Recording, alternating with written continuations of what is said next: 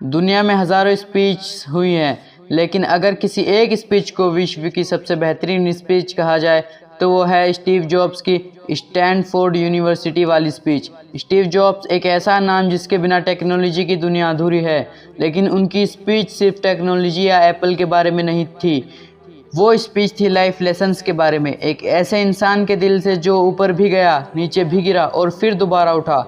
उन्होंने अपनी स्पीच में सिर्फ 3 कहानियां सुनाई। पहली कहानी कनेक्टिंग द डॉट्स। जॉब्स ने कहा, जिंदगी में तुम आगे देखकर डॉट्स नहीं जोड़ पाते, तुम्हें पीछे देखकर ही समझ आता है कि हर एक स्ट्रगल का मतलब था। अभी जो मुश्किल तुम्हें समझ नहीं आ रही, कल वो तुम्हारे लिए एक ब्लेसिंग बन सकती है।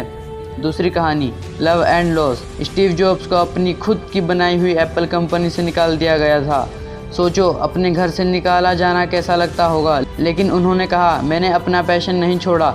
इसी वजह से उन्होंने पिक्सार और नेक्स्ट बनाई और वही उनकी कमबैक की वजह बनी। मतलब अगर तुम गिरते हो तो दोबारा उठना सीखो, क्योंकि फॉल टेम्परेरी है लेकिन तुम्हारी पैशन परमानेंट है। और तीसरी कहानी डेथ। स्टीव जॉब्स ने कैंसर का सामना किया था। उन्होंने कहा, every day remind yourself, if today was the last day of my life, would I want to do what I am about to do today. सोचो, अगर हम सब इस एक लाइन को सीरियसली ले लें तो हम टाइम वेस्ट करना ही छोड़ देंगे। ये स्पीच सबसे बेहतरीन इसलिए है क्योंकि ये सिर्फ एक बिजनेसमैन की बात नहीं थी, ये एक ऐसे इंसान की कहानी थी जो गिर कर भी जीता और जीत कर भी ज़मीन से जुड़ा रहा।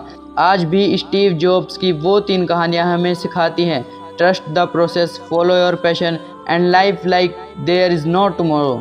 और शायद इसलिए दुनिया इस स्पीच को कहती है विश्व की सबसे बेहतरीन स्पीच।